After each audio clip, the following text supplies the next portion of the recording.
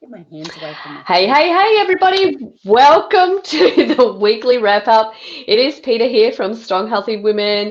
And the weekly wrap up is where we take what we've learned from the week that has happened, the stories that we've heard, the hints and tips and advice that we've seen, and we share that with you all in this tight little present and bow, neatly wrapped up, and present it to you in a way that you can actually take some piece of advice today and run with it and make some changes to your health and your well-being. So as normal, I am joined by the lovely Sally Ann. G'day, Sal. How are you doing today? Hey, Peter. Good, thank you. How are you? Yeah, good, thanks. So we had some lovely rain last night and the sun is shining today, which means the grass will grow. Yes, excellent. Mowing.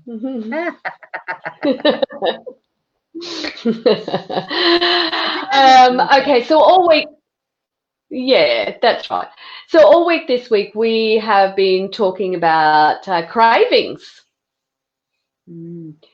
And so is there one thing that we talked about this week that you went, oh, yeah, that's like the pennies dropped for you, or that there was something there that you thought, I can take this away and I'm going to run with it?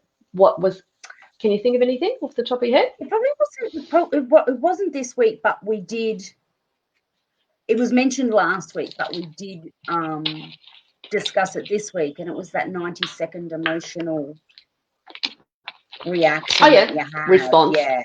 Yes, Yeah. response. Hmm. And then so it's became me very.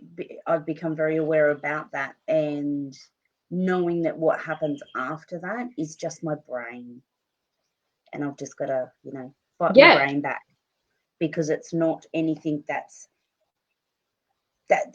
physical feeling has passed, because that's only lasted a minute 30, but it's my brain that's going, you know what, you still want this, or you should have it, or yeah. and overcoming that. And yeah, and that goes down to experiences that we've had as children, and how that has how we adapted to that, how we responded to that, is then a habit that we've learned or a routine that we've learned. So we've taken it into our adult life. So it definitely is quite an interesting um, thing to know that Mm. that's what happens with us. So, that it takes that 90 seconds for the body to respond. And if we can connect with that, then we know what comes after that is just a learned behavior. And what we can also take away from it is the fact that we can make changes if we want to make changes as well too. Mm. So I was just looking for um, because it really led me into something that I spoke about yesterday in the Insiders. So I talked about it was three aspects of um, taking your mind around being able to adapt to certain situations or things that may not be going right in your life. And so the first thing was to identify that it's a mindset thing. So that what's happening is your response is coming from your mind, but what we want to do is we want to time thinking about what is truly happening with us and showing that level of vulnerability and that self-talk. And so how all that started was the lovely Anne Shander post, because we were talking about obstacles, and she said she knows what to do. She knows she needs to eat healthy. She knows she needs to exercise. She knows all of these things, but for some reason, her mind is stopping her from doing this. She even goes to the extremes of preparing meals and then goes, I don't want to eat that, or nah, I don't feel like that. And so she said she's getting in her own road. Have you ever had that happen to you? She's your own obstacle. Oh, of course you do. Yeah, Of she's course you the do. yeah. Yeah. I think you live so much in. I think sometimes we listen to our head too much, you know, Oh, yeah. and we listen to the negative thoughts more than the positive thoughts, you know. Yeah, which was the third thing I spoke about, which was the negative Mm. self-talk as well too. So, Yeah. and I said to her, it really does require us to get that little bit vulnerable and that little bit reconnected to ourselves. So, those thoughts that we have, like they're totally our thoughts, and we get to own them. But Yeah. and I said to Anne at the time, like, I totally get that. Like, I'll look at something on the menu, and I was talking about it because that night when we were together, I said, "Oh, pork chops," you know. Um, pork chops, Yeah. they're not something that I go, "Oh, yeah, yum, yum, yum." And so we talked about how you could swap those out.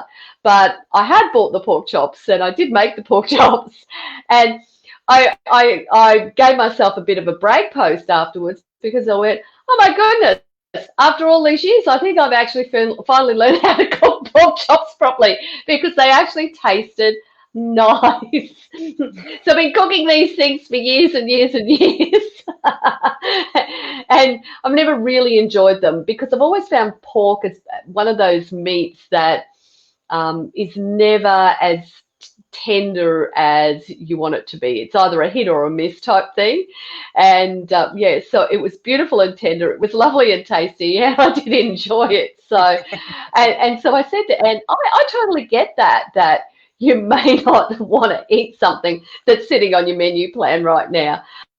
And I And can so it guarantee was a you, matter of then saying, well, sorry, Peter, go just on. going back to your story, you know, I can guarantee you probably making that pork chop and going, "Ugh, I'm just not going to enjoy this." You know, so straight away it's that negative, you know, I'm not going to enjoy it because I don't like pork. And it's straight into that negative thought, and we all do it. Yeah. I'm not going to enjoy this, you know. Um, yeah, It was funny, sorry. like I was very neutral about it. So I really did stop and think about it. So I was very neutral about it. So I was as I'm cooking it, I wasn't thinking about whether it was going to be something I enjoyed or whether it was something that I was going to hate. It was just, okay, put your heart and soul into this cook. And it turned out to be beautiful. So maybe that's one of the things. If you are eating something that you don't necessarily like, put your love into it, and maybe that love will come through the food, and you'll get to enjoy it. But yeah, so all things aside, with Anne, I know that it's difficult when your mind is stopping you from, you know that you want this, you know that you want to make these changes, and it's just totally stopping you from getting there. It's hard. And as you said, we are our own worst enemies, and we do listen to those negative self-talk that goes on. And that's when it comes to us that we need to be vulnerable with ourselves. We need to really do that soul searching and go, what is it? What is it? Like, what emotion am I feeling? Why am I like this? And I said to Anne, look, I know for me personally, when I've been in a situation like that, for me, it was the fact that I'd done it, I've been successful at it, and then what happened was slowly all the old habits came back in, and I was back to where I started from again. And it was like, well, I failed the last time. I'm just going to fail again. So I might as well not even put the effort in. And I said to Anne, look, I don't know if that's how you're feeling, but that's what was happening with me once I got a little bit real with myself, got a little bit vulnerable, and sat and really did some soul searching on it. Have you ever had that happen to you, Sel? Yes, Are you I can hear laughing you because laughing. are you I laughing can hear. because you can? No, sorry, everybody. So Ginger Megs is at the door, and I can hear her going. She wants to come in or out, one of the two. I wonder, well, if you could hear it, everybody else could hear it. So I don't sure whether you heard her meowing, because I was looking at it going, okay, she's not going to get that window open because I've got it wedged shut. She's managed to pop the stick out of the window and get in through this little crack.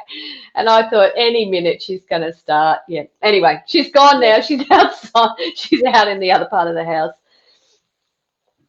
Anyway, so back to what we've talked about. Yeah. Yes, I have had those experiences where you've done something in the past, you've had success, and then you think, yep, I can do this because I've had success in the past, and you fail. It doesn't work out how you want. And it's not even that you fail, it's just not working out how you thought it would go, because you have that that experience. So you're drawing from your past experience. But the one thing that I've learned over the last 6 months is I'm not that same person I was when I went through it previously. I'm a completely different person. I have a completely different body. I'm a completely different age. So I think you have to walk in, even though these girls are doing the same program, and this is one of the things that I had said to Julie when we had our consult, and I did say it to the other ladies that have done it previously. They've got to go in with these two thoughts, and the first thought is, I was successful when I did it last time. The second thought is going in and saying, okay, I need to look at this with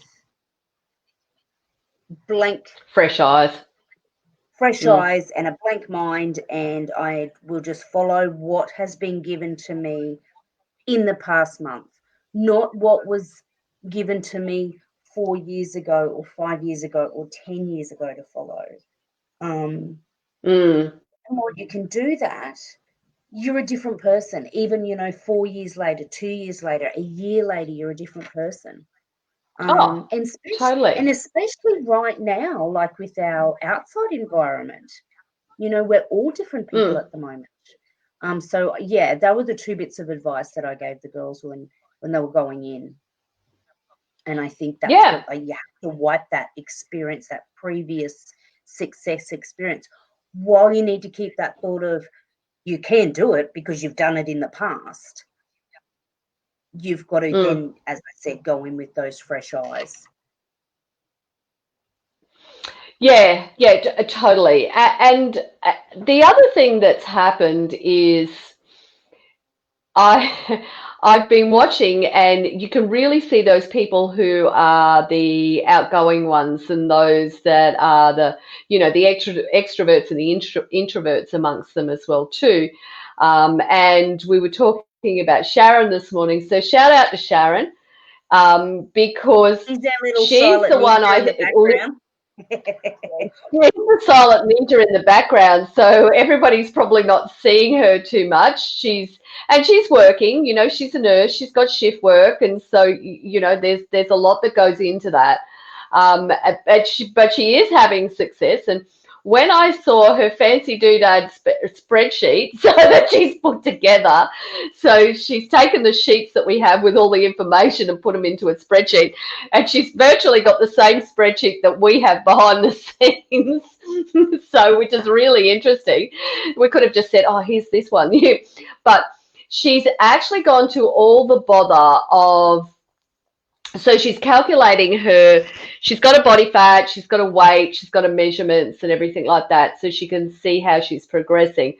But she's also got the calculation happening, which shows her how many kilos in body fat she has. And I think that's really important when you look at, okay, I might be 50 kilos, but 25 of my kilos is body fat. That means 50% of me is body fat. That means I probably need to change that, because that means the percentage is 50%.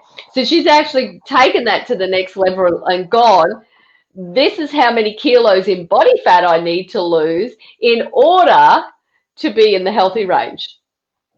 And I think that's awesome. that someone's gone to, I don't often see things like that coming through.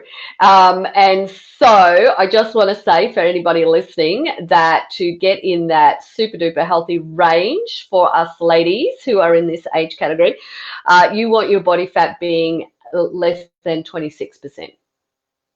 Mm-hmm. If you're wondering. Yeah. So less than 26%. So that's the target.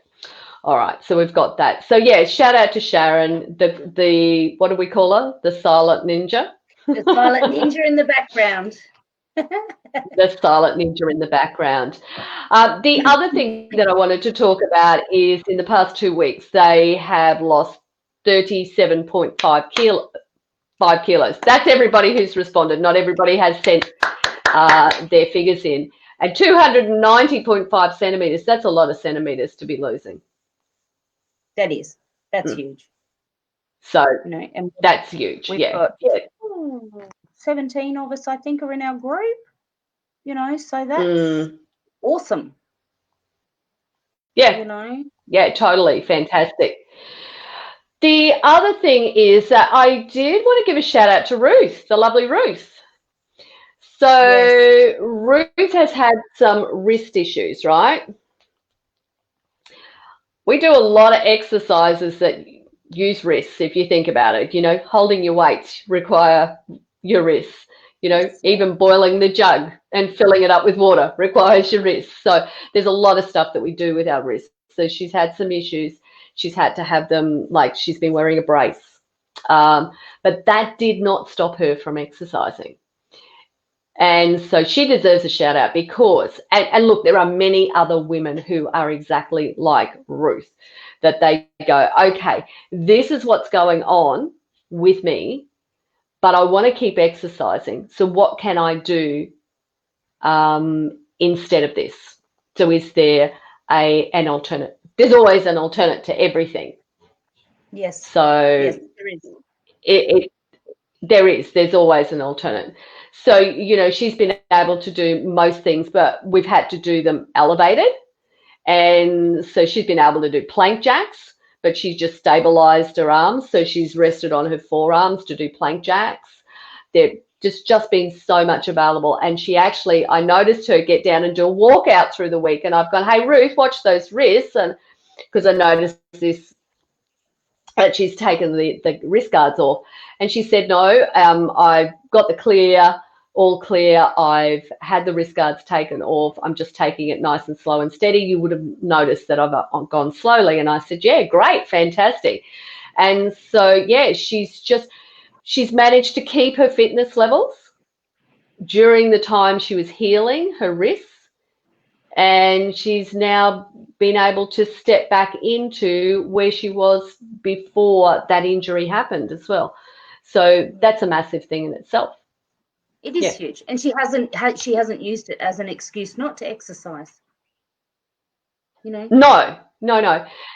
And look, I think that what can happen, Sal, is for many of us when we have an injury, we're not sure what to do. We might want to still keep exercising, but we just don't know what to do. And that's the thing about us. We will always find those alternates, So we were talking this morning because we're doing the October workouts at the moment. So we're getting ready for October. And I said, I've done all the recordings of the how-tos and I haven't really given any alternates for these things because I think everybody should be able to do them. And you've gone, but what about this and what about that and what about that? And I've gone, like, seriously? I just don't think, like, when it comes to those movements, I think that we should be, these particular exercises, I think that we should all be able to do them because, quite frankly, if we can't do those ones, it means that we can't move, like we can't walk. And so we just have to be conscious of how we move. And we were particularly talking about one of our ladies who has hyperextension of her joints. And so what's important for her is when she's doing these exercises is that she keeps her joints soft, which is important for anybody. That's right, isn't it, Sal? Yeah. Keep in mind, though, this is what happens behind the scenes, ladies, when we are writing our programs, is that it's not just, oh, well, everyone can do a lunge or everyone can do this. We have always got every single one of our clients in our mind thinking about, can this one be done? What about this lady? She has this issues. And that's something that I'm very proud of. You know, it's not just here's the workout, go and do it, and then you look at it and you go, well, I can't do it, so oh well. You know, we have every single one of our clients in the back of our minds when we're doing the workouts and, you know, getting those how-tos together. So yeah, totally. You know, and something as simple as just like a march, you know, lifting your knees up, that can be one exercise. So you can scale that up, those that are more advanced. So, you know, we're going to take the weights and we'll hold them above our shoulders. And if they're really, really advanced, we're going to take it, you know, up, and they can hold it right up above their head. Or if they're not so advanced, they're going to hold the weights next to them. Or if they've got the wrist issues like Ruth, we were just talking about, they drop the weights out. But what's always important is that, you know, we're standing in a position that we know exactly how to stand, that we, you know, watch that range of motion, that we protect our joints as well. Because so many of us have knee issues now. You know, it's just natural wear and tear as well too. So we have to be aware of that. And so one of the exercises is the wonderful standing get up that we're going to be bringing in October. And look, it's one of my favorite exercises because it really takes that balance to the next level, the core strength to the next level. But we do have ladies that really cannot get on their knees because they've got replacement knees. So they're not allowed to do that. Yeah. So we have to think of the alternate. Yeah, so we can take it up. So we can take it up to the next level, which is a full get up, which is one of my favorite exercises because it's great for the spine as well. But they may not be able to do that, and we know that. So what we then do is go, okay, we need to give an elevated version of this. Yeah. Which is what's going to happen. Yep. That's right. Yeah, and totally thinking about every single client as well too. Yeah. Have you got anyone you want to give a shout out to this week? I want to give a shout out to Penny this week. Great. Let's do Penny. Go Penny. Go Penny. Go Penny. So I've been watching Penny this week, and she's been doing she does the elevated walkouts. Yes. And one thing that has been happening with Penny, she's doing the elevated walkouts, and she's getting into that plank position. You know, shoulders are over her hands and everything. But she's been swaying her back. Yes. Okay. And then Friday we were doing it, and I'm watching her, and it's clicked, and she knows how her body feels. So I could see her, and she may go, you know, sway that back a little bit, but then she would correct it. And so I was watching her do it through her sets, and I said to her, I said, Penny, you know that feeling now, don't you? And she turned around, she went, I do. So she knows the feeling of that exercise, and that's what that's what I love, and that's what I like to do when I'm working out, is connect with that exercise, so you know where you should be standing, especially when you're first starting out and doing the technique and everything, throwing it down, knowing where those feet should be, knowing how your legs should feel, knowing how your glutes should feel. Then you'll get to that point, as I said, with Penny, and it's clicked. And so she knows if she's that centimetre out, she's got that centimetre sway in her back, she's bringing it back to it being a plank position. So shout out to Penny. I was very proud of her on Friday night. Great job, Penny. Great job. The other one that I want to give a shout out to is Anne B. So Anne B, her hubby was not well. He was in hospital. He's now on, 24-hour oxygen, and he's home. But for Anne, who will always say she's not a techo person anyway. So getting into the virtual studio is just not something that she remotely even wants to think about in the situation that she is in. But does she stop exercising? Absolutely not. She does not. She gets the email that we send with the link to the hub, and she gets into the hub and she looks at that workout and she goes, this is the workout. Okay. And so she religiously is doing that workout, but not just doing it, Sel. She's checking in. So she's not a Facebooker. She won't go on Facebook, but she sends us that email every Monday, every Wednesday, every Friday. And she says, hey guys, done my workout today. Hope everybody's safe. Hope everybody's well. A little bit of a spiel. This is what's happened with hubby, etc., etc. So a big shout out to Anne, because we know that it's not easy to just do a workout at home by yourself. That's why we have the virtual studio. But for some people, that works really, really well for them, because they're fitting it in around everything else that's going on in their life. Like Anne's, having to take care of her husband, or like Fiona, who's running her business, but she's also got her son in a wheelchair that she's got to accommodate as well too, and her other son that she's got to get to school. And so she goes, well, I can't get to the virtual studio, but what I can do is I can do this workout at home. So, shout out to those girls who are working out at home, that are checking in, because they're doing a fabulous job. So shout out to you girls. Yay. One of them, Fiona, over in Perth, like, she's amazing. She'll even check in. Fiona. She will own up. Oh, no. Shows up, owns up, and says, nah, just had a headache today, didn't do it, nah, didn't feel like it today, the vibe wasn't there. But she's one of those, another one of those that just checks in regardless of whether she's done it, which is wonderful as well. We love that. I know, and that's massive, because most of us, what will most of us do when we don't do something that we were supposed to do? We go hide, don't you? Yep. Exactly right. We don't. But you didn't see me. No. We hope to fly under the radar, but there's no flying under the radar. We know every single one of our clients. We know why they're here, and so and like Fiona knows that, and that's what she wants. She wants that level of accountability. But she is totally into that vulnerability zone that we were talking about earlier. Yeah. She's honest. She's connected to herself, and she knows, she owns it. Yeah, love it. Yep, she shows up and owns it. Love it. The thing too is she has that level of trust with us as well. Oh yeah. She knows that we will, as you said, chase her up. We're not going to let her hide. And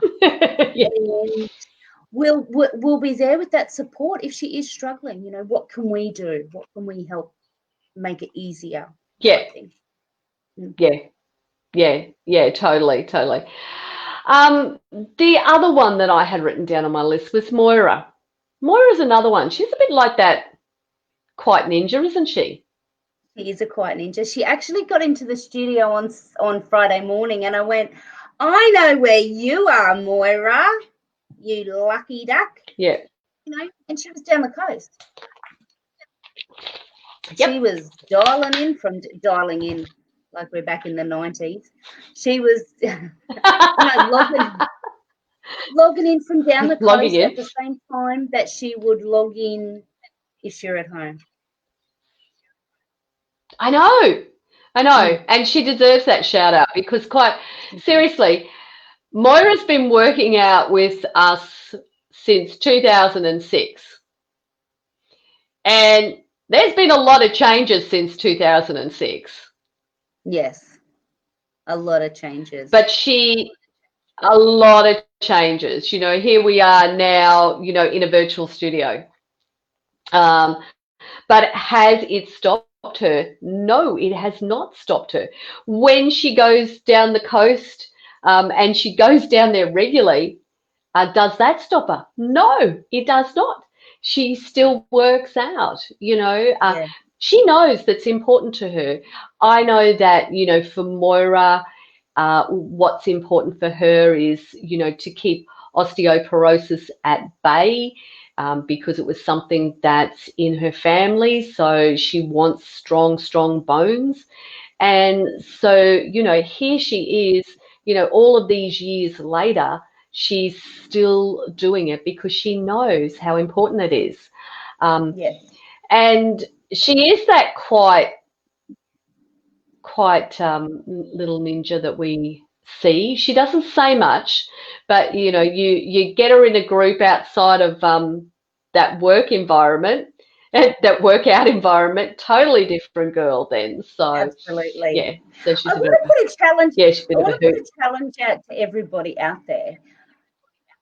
Just put in Mm, the go. comments, if you go away on holidays, do you still continue doing your workout? Now, what I'm adding to that is your walk, no walkies on the beach Is or in the bush is included. No walks. That's not a workout. Are you still doing your no. workouts when you go on holidays? Well, I would love to know what comes back Yeah. from that question, because I don't think a lot of Oh, look, people we know do. what's, I wouldn't. yeah. I didn't. I Okay, went away so last September, didn't do any workouts. but here, I'm going to give you an out on this because you weren't doing a workout before you went away either, were No. you? Oh, I was, but randomly. Yeah, that's exactly right. Exactly right.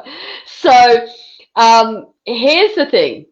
I am going to say, if you are someone who's hiking up a mountain and you're carrying your own backpack with your food and everything else in it, we're going to give that one. That's going to be a workout. Okay, so Yes. that's acceptable. But if you're just going for a nice long beach walk, okay, that's a walk. That's some structure. It's something, but it's not a workout. Okay. When we talk workout, we are talking about something that is connecting your mind and your body. Yes, walks do that, but builds your strength, your flexibility, and your balance. These are the three things that you need as we are aging. Because if we Now, don't if have you're these three things, what this is, what if we don't have these three things, what it means is we're more susceptible to falls, we're more susceptible to breaks, and which therefore means that's going to take away from us our independence. And I know none of us want that taken away from us. Yeah, so no, what were you going to say? I was just going to say too, like going back to your walk on the beach, we will accept walks in the sand dunes because that's soft sand Oh, yeah, and that will get that that's a strength up workout. and that will get that heart rate up. You know, so that's an option. Mm. If you are out there walking on the beach today, take it up into the soft sand. It's hard. So I'm going to say this. So I work out when I'm away on holidays. I work out every day, regardless, whether that be a 5-minute workout, a 10-minute workout, or you know, an hour-long dance around the house or something or other. I will work out every day. So when we were traveling around and I was in New York, I would do a HIIT session every morning in our pokey little apartment. So I'd get out there and do that before we went out. We walked everywhere. But that was the bonus on top of it. Um, so it is possible to do a workout when you're on holidays. But I think what happens is the minute that we say we're going on holidays, this is where that mindset that we were talking about earlier switches on. Oh, holidays. Holidays mean I don't have to work out. But you know what happens? The minute we stop working out, it only takes a week. It really only takes a small amount of time, and everything that we've done is starting to unravel. The great thing about it is if you do take some time off, that it doesn't take too long for your body to remember. Your muscles will remember and come back quite quickly. But we know, and we're a little bit hard-nosed about this stuff as well too. So we know that when you come back from holidays and you go, oh, well, I've had a month off, so don't push me. It's like, no, you chose to have a month off. You chose. All you've got to do is some squats and some push-ups. That's it. It's not a lot. Just do something. Yeah. And you're going to keep your strength, your flexibility, and your balance. You've got to remember too, when you go away on holidays, yes, you might be dropping your workout. Yep, I'm not doing my workout. I'm going for my walk. But are you also going out for dinner to the pub? Are you having afternoon hors d'oeuvres on the balcony with a glass of wine? You know, what's happening on that side of thing. And most of the time when we do go on holidays, it's open slather on the food. You know, we are having our, nibblies and drinks and all that sort of stuff. So that's a double whammy while you're away. Look, I read that the average weight gain on holidays is 2 to 3 kilos. Some research on that, so 2 to 3 kilos. And then what happens is each year we might shift, let's say it's 3 kilos, we might shift 2 kilos of it, but we're still holding that 1 kilo. So every year we're holding an extra kilo, and that just keeps compounding and adding. So before you know it, who knows where. And look, it isn't just all about weight. It's about health. And that's the most important thing here. It's about health. Yep. And if you have lost those 2 to 3 kilos in the past, how long did it take you? You're away for I know over Christmas period, there's sometimes, you can put up to 5 kilos on. So you've got to think about that as well. How long is it going to take me to take this 5 kilo off? Am I prepared to do that work to get that 5 kilo off? Yeah, it's even worse on cruises. Not that too many of us are keen to go on cruises, but, cruises are a kilo a day. A day. Wow. So, yeah. Fascinating stuff. So, so look, just to recap, ladies, what we've been talking about today are some of the lessons that we've learned. Selma's originally said that the biggest thing that she's learned is that it's a 90-second window that our body responds when there's something negative or some type of obstacle thrown in our way. The rest of it is a learned behavior, so something that we've learned from probably our childhood on our reactions that we give. We've had some lovely shout outs today to the 28 girls who have lost a massive 290 centimetres in 2 weeks' time, over the past 2 weeks. Sharon, who's been the quiet ninja in the background, as well as Moira, one with workouts, one with focusing on a healthy eating and a fancy spreadsheet. Anne working out at home, Siona working out at home, Penny now correcting herself and actually worked out, and she's listening to her body as to where that point is that she's connected, and Ruth working out with injuries, and everything is possible, ladies. It is just a matter of, and I shouldn't say the word just, it is a matter of starting. When you start, you can get that snowball effect to do the next thing and the next thing and the next thing. So, and just be in that moment. Any final thoughts from yourself? I was just going to say, be in that moment. So we were discussing about Julie, about just being in that day. So in that one day, be in that moment. So when you are doing your workout, connect with your body and make sure you're doing it correctly. If you're having your lunch, connect with your food. Is this balanced? If you're going to have a drink, connect with what you're drinking. So it's about connecting with everything, but it doesn't have to be overwhelmingly, oh my goodness, I've got to think of all this stuff all day, every day. This is crazy. One of the things that stuck with me after the week that we spoke with Ange Sinclair, the digestive detective, Well, there were quite a number of things that stuck, but there was one thing in particular that I really, really liked, which was she told the story of Little House on the Prairie. And, you know, if you relate to that TV series, then, you know, you're probably around the same age as what we are. And how they would come in and say, you know, their prayers and their gratitude and their thanks, and they would hold hands at the table before they ate their meal.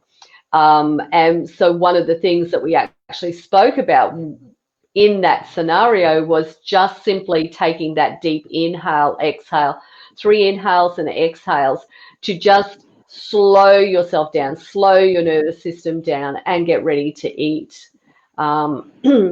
So rather than, you know, going, oh, I've got to eat, and you're done, taking that moment to connect. And connection is such an important thing. Now, you're talking about connection with your body when you're exercising.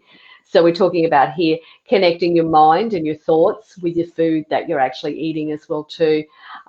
Connecting with your vulnerability and the real reasons why you do the things that you do is really important, because when you can do that connection in all ways, then it means that you are really ready to take those steps and make those steps a more permanent thing in your day-to-day life. And that's what we want, is those steps to be more permanent, rather than I'm just doing them from a short period of time and then I will go back to the way I was. Yeah, absolutely. Anything else from you, Sel? No, I just wanted to say thank you, Tanya, for joining us today. I've just seen that. I was going to say the same thing. I just noticed. Yeah, I saw the comment there. It's been there a little while. So thanks, Tanya, for being here. We appreciate you being here with us. So, all right, ladies, there was a lot in that today. Big shout outs to all of those wonderful ladies that we spoke about, and all shout outs to all women around the world who are out there getting themselves strong, getting themselves fit, and making that effort to live their healthiest life. So shout out to everybody. So thanks for joining me today, Sel. You're very welcome, Peter. Thank you for Thumbs having up to me, you. as always. Thanks. Love heart back to you. Okay. Because of my fingers. No. All right. So over and out from us, ladies. We shall see you all on Monday. Oh, we've got a special guest on Monday, Angela Council, and we are talking all things menopause, the menopause experience. So that's going to be a really interesting set of discussions that we have during the course of the week on Monday, Wednesday, and Friday. And as normal, we will be back on Sunday for Sunday wrap up as well too. Have a great take week, care, everybody. Take care, Sel. Bye, Peter. See you all soon. Bye. Bye, Del. Bye.